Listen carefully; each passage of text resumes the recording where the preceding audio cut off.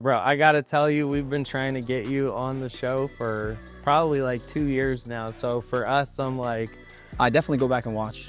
I'd be lying if I said I don't. I love, make a smile on my face every time I can see it because I'm going to apologize in advance for this question. I'm going to come across as a total fanboy, and I'm sorry about that. Brings a smile on our face. yes, too. I appreciate that. Just winning is great. It's why we do it. Right after the game, the whistle blows, like all that emotion, that rush is like, you sit down in the locker and you're like, this is why I do this. what's up, guys? It's Chris Moulton, Andrew Martin. It's the Union Report with Monterey Bay FC, and we have with us today OG original Grant Robinson. How are you today, Grant? Doing good. Happy to be here. Definitely, bro. I gotta tell you, we've been trying to get you on the show for probably like 2 years now. So for us, I'm like, my energy level's a little high, but I wanted to start out just talking about, like I mentioned, you're one of the original Monterey Bay FC Union players.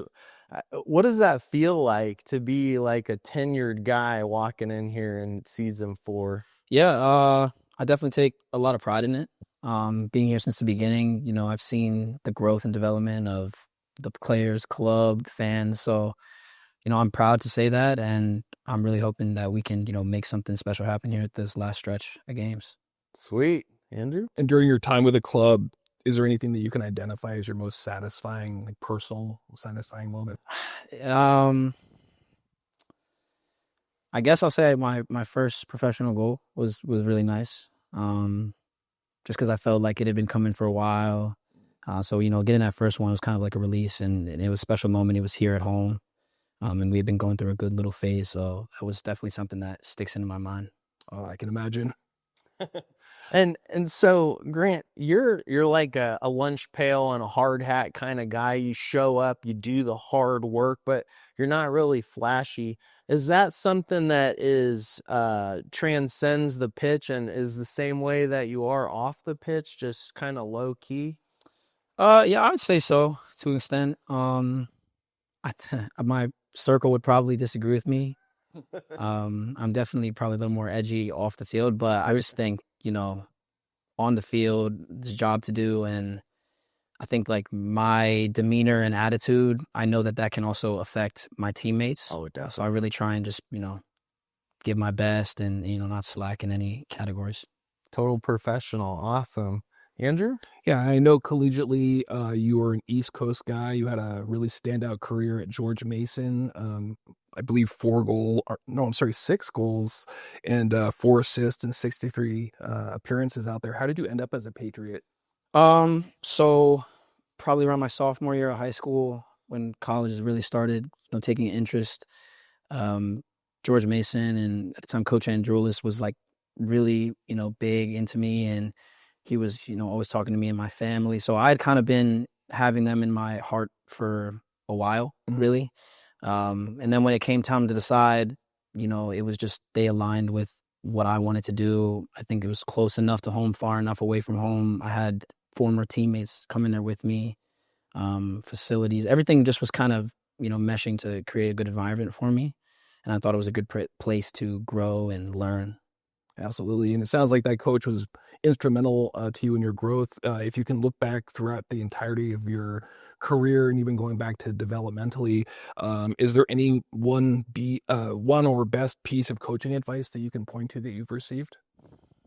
I think he was a big part in just mental toughness, because he wasn't someone who was always going to, make it easy on you, verbally, whatever, not, anything bad, but just he was going to give it to you straight. And I think a lot of coaches before that, not that they wouldn't, but it was kind of, toned in a way that it would make you feel good. And he was first dose of just reality, I would say. So I think that was eye-opening, and it helped me be a better professional down the line. Okay. Nice. And so you have 4 U19 national team caps. Can you talk a little bit about how that all came about and what role that the national team exposure played in your career? Yeah. So I'd always kind of, that would have been the goal, being young, and I was in and around it-ish, on the cusp, hearing that, okay, you need to just play good at this little combine, do this, and you'll get the, the call up. And that, it was always kind of avoiding me. So when I finally did manage to get that call up, I was with DC United at the time, the U18s, and yeah, it was a special moment. You kind of, especially as a young guy, that is at the moment what I saw as like my goal. So to kind of achieve that, and what it taught me is like, wow, there's a lot bigger goals to be achieved. I dipped my toes in the first time, and I almost felt like I wasn't ready. Reflecting back when I left, I was like, man, I could have done so much more, as opposed to just feeling like it was good to be there. So I think that experience really showed me how good you have to be. And you meet a lot of guys that are your age that they're already playing professional, and you're hearing, they're going here, here, here. So it kind of changed my perspective, and it helped me focus a lot more. And, it confirmed that, okay, this is what I want to do, but it's going to take a lot more than what I'm doing, kind of thing. Okay. Andrew? Yeah, so I'm going to apologize in advance for this question. I'm going to come across as a total fanboy, and I'm sorry about that. I love your passing ability. I think that you have some of the most dynamic passing ability we've seen here at Cardinale Stadium. I haven't seen someone thread the needle like you can since my grandma had her sewing kit out. So, you've had, in particular this season, you have 3 assists on the season, and each one of them has been like really beautiful, usually running in stride, a longer pass. And the roundabout way of the question is, how difficult is it to combine all of those elements in terms of having a good view of the field, knowing where your teammates are, and putting the ball on a dime? Yeah, I'd say it's very difficult, but it's taken a lot of years. Even you guys have seen me pretty much develop through the years. And just, it comes down to like trusting yourself. When a lot of these assists I've had this year, I haven't thought about it. It's not like, okay, here's the plan, I'm going to put it right here. It's just make an action, and I know if I make contact like this, put it in a good area, this guy will be there. So it looks very methodical, but it's more just, it's happening really fast. So I think just trusting myself has made that possible. Yeah, that's pretty much it. I think I have good technique. So it really is just about me trusting that I'm going to do it properly. And I think I've been a lot more consistent this season in general, not just with the actual assists. I think just putting balls in spots where we can compete for it. So just repetition and trust has been the key. Sure. And just as a follow-up question, when you have made big plays where you're like, that stood out to you on the field, do you like to go back and watch it to see if there's anything you can kind of collect and learn from? Or is it more like you said, in the moment, and you really can't figure out how to repeat that again? It's just going to happen, or it's not?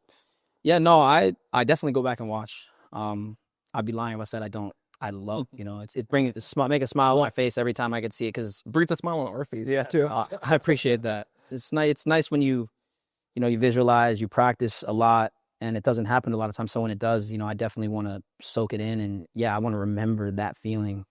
It also helps because I can see, okay, this teammate's making this movement. This is how, and we'll have communication after that. So watching it back definitely helps, and yeah, you get enjoyment out of it, and it makes you want to do it again. Yeah, absolutely. So, Grant, we like to pull back the curtain a little bit for the people that are watching. And so my next question has to do with off the pitch.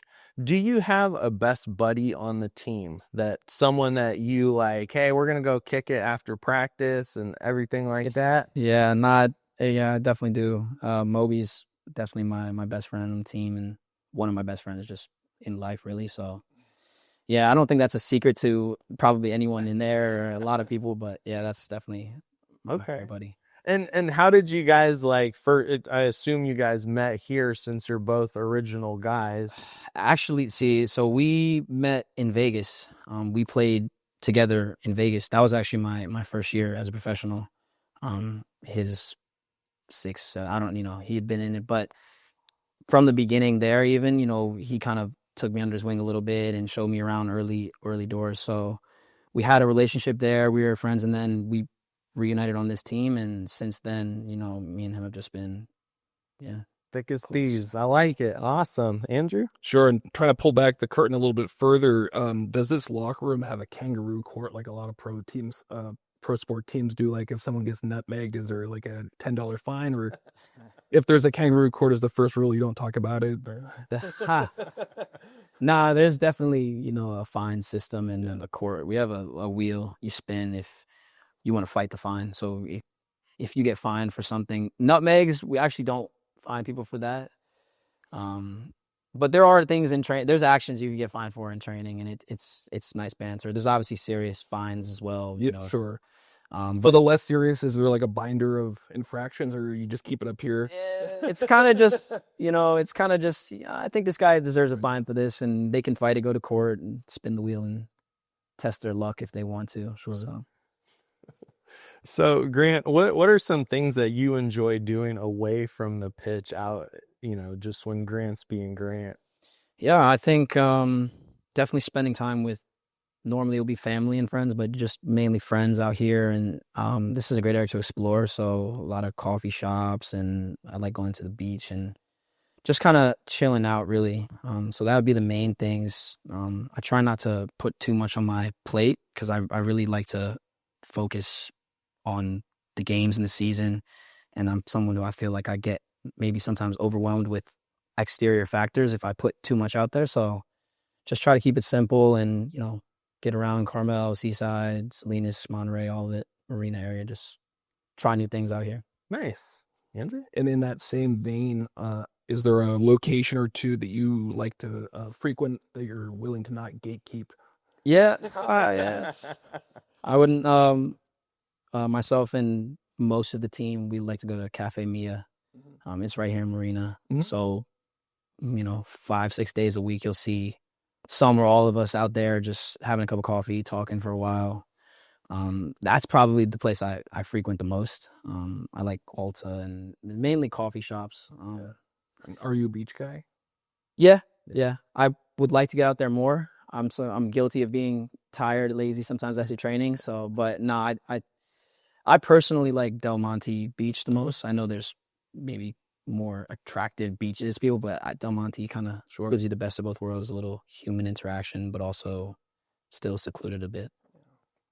And so kind of pulling it back to the footy for a second, after each match, how does winning or losing or draws, how does that feel to you? What's going on inside after these matches? So I can just go through each one, really. All right. Start with loss. It's tough. It hurts a lot. And I think especially for myself, I've been here for long enough to where, this is my home and it means so much to me that, it's hard to walk back in the locker room and, just the next day just act like nothing happened. But you kind of have to. So there's, you feel bad for yourself maybe for an hour or so, whatever after, but then you just have to just forget about it, and just push on to the next one. So loss is tough, but you got to bounce back. So that's definitely that. Tie kind of feels like a loss most of the time. There's scenarios where it's like, okay, we did well. So tie is always, it's up and down. But I think generally speaking, you always want to win. So you kind of still have that feeling of letdown, especially when you're home, because, we want the fans to see us win. We want to win and all that. So I think tie is also maybe a little downer of it, but then winning is great. It's why we do it. Right after the game, the whistle blows, like all that emotion, that rush is like, you sit down in the locker and you're like, this is why I do this. But then same thing, you want to just level off quickly. I think quicker after a win, you want to level off. You don't want to ride the highs or the lows. So just kind of trying to keep a level head through all of it. Nice. Andrew? And then digging even deeper, how do you personally define success? Wow. Yeah. Okay. So I think, when you're really young, you define it as like you set these crazy goals and you want to achieve those still. I want to win the World Cup, do this and all these things. But I think as I've gotten older and the longer I play, success for me is me being able to wake up every day, give everything I have, family's healthy, friends healthy. And this is what I love to do. So just going out there and doing what I love and trying to be the best I can at that while helping the team be successful, whether it's from the stands, off the bench, starting, I think success for me is trying to be, a light to the team and myself, really just pushing to be the best I can. Awesome. I think that's a great perspective. Definitely. So you've made it through the first round. We're going to go to the rapid fire segment now. And this, because you're an OG, this is the Cardinale Stadium edition. So there's some stadium type questions that we would want you to answer as quickly as you can. Okay. So it's going to get gradually harder, I'll tell you. So first question is, what is the Monterey Bay FC mascot's name? Okay, maybe. No, I just. Oh my goodness. Oh, Kelpie. There you go. What's his middle name? I'm just kidding. I think from an answer you gave previously, you already know this, but who was the team that you scored your first MBFC goal against? Phoenix. That's correct. Yes. All right. If you're facing the VIP section from midfield, in what direction are you facing? Like if you were looking at a compass. Because you guys bring compasses to practice. Yeah. And so I feel like it should be simple. West. That would be my guess. It seems right. The Oceanside Yeah, Bay, no. That's what I thought when I was writing the question. So, Andrew? North. So, going along the same lines of your firsts with the club, do you recall who you set up for your first assist for the team here at Cardinale Stadium? I can tell you what year it happened. Yeah, I think I know, but the year would make that certain for me. 2022. Okay. I think it was Chase Boone, That is correct. Colorado Switchbacks. That is Wasn't correct. with my feet. I don't like to claim that one just because it was throwing, but Yeah, but you'll take the stat. And sure. And All right, Grant, what is the mailing address at Cardinale Stadium? No, I'm just kidding, bro. I'm black. What is your favorite all-time Monterey Bay FC Union kit? Ooh. Wow. I'm gonna say it's a tie. I like the crisp one this year. Sorry, no. The lettuce right here. Yes. yes. This is probably my favorite. That would be I my think it looks really good. Feels good on the body. And then I also think I gotta go with the OG navy blue. I don't know. I just really like that one. Okay. The fit was nice. Nice. Andrew? Yeah, so do you have, looking back on your 4 years here, do you have an all-time favorite Cardinale Stadium moment, whether it's something that you did or just something that you observed? Okay. I think. Oh yeah, probably San Jose. Okay, I'll give one where I was playing, and then maybe just a moment of this is really cool too. So San Jose home, when we were able to win here, the whole game I would say was a special moment. Just we performed really well. I think everyone was up for it, and on top of that, normally I don't. When I say don't notice the fans, it's hard to kind of pick out how full or whatever. You're just kind of.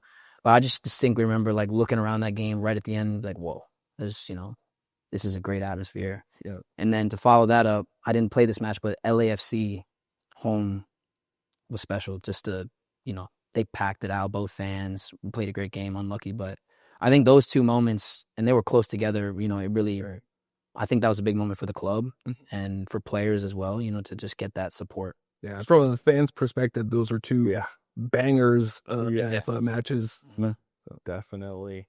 Well, you answered all the questions successfully, so congratulations. It was West. Yeah. Okay. I mean, my watch has a compass, but I don't know how to turn it on. But, so that's all the time we have. Grant, thank you so much for sitting down with us. It's been a blast, and we just have the utmost respect for you and wish you all the best for the rest of the season. I appreciate that. Thank you guys for having me. Thanks, It's a Grant. pleasure. All right. See you guys next time.